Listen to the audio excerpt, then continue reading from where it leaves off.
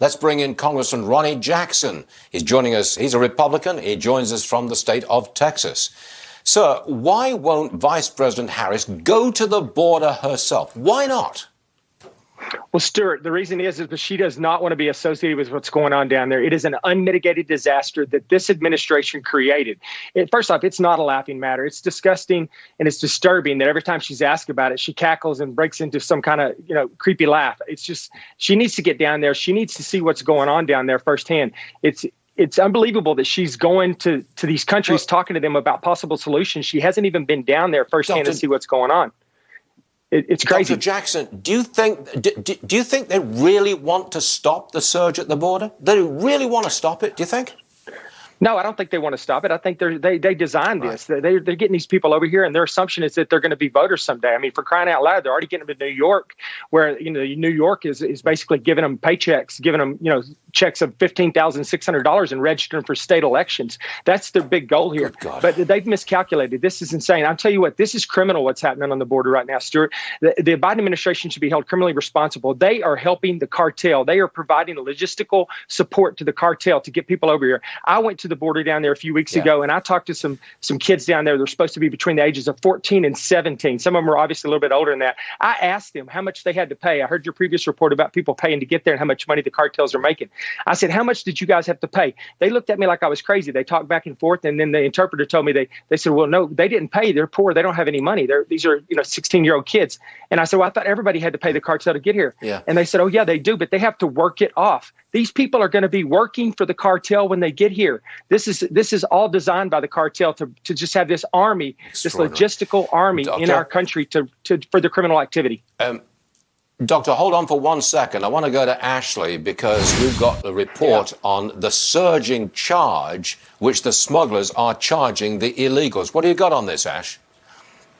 Well, if you want to know how much smugglers can earn, how about $200,000 working 2 days a week? I said $200,000 for 2 days a week. It's according to an interview in the Washington Times. This particular smuggler was making that money driving migrants through a Border Patrol highway checkpoint near El Paso, Texas. Now, based on the number of migrants and the prices they are paying, smugglers are easily on track, of course, for the biggest profits in their history.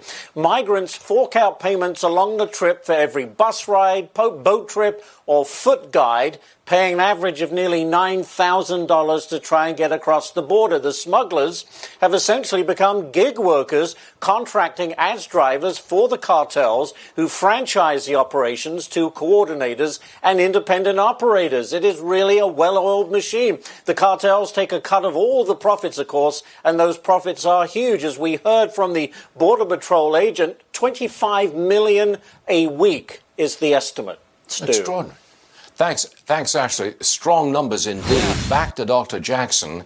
What are you going to do about this? What can you do about it? Well, we have to stop this. I mean, we had everything in place during the Trump administration, so this didn't happen. And they undid so much of it, in large part just because Trump had been associated with it. We're not going to stop it, Doctor. We're not going to do this. We're not going to stop it. This administration will not stop it. So where do we end up? I agree with you. And Stuart, I just want to point out also that, this is criminal on many levels. And the Guatemalan president himself told Kamala Harris that they were the reason this was happening, because they told people that they would be reunited with their family if they got back to the United States. And what happened was coyotes started going into neighborhoods and rounding up children and bringing children over here, knowing that would be an avenue for the parents to get there as well. So they have created this crisis. They are child trafficking is what the Biden administration is doing right now. We have to stop it. There's so many. If this were a Republican administration, they would be up in arms. It would just the press would be going crazy right now. But no one's talking about it. The media is a disgrace, an absolute disgrace. Yes, I wish I had more time, Congressman. I really do, but we're out of time. So come back and see us again soon. Ronny Jackson, sir, Congressman, Texas. Thank you, sir.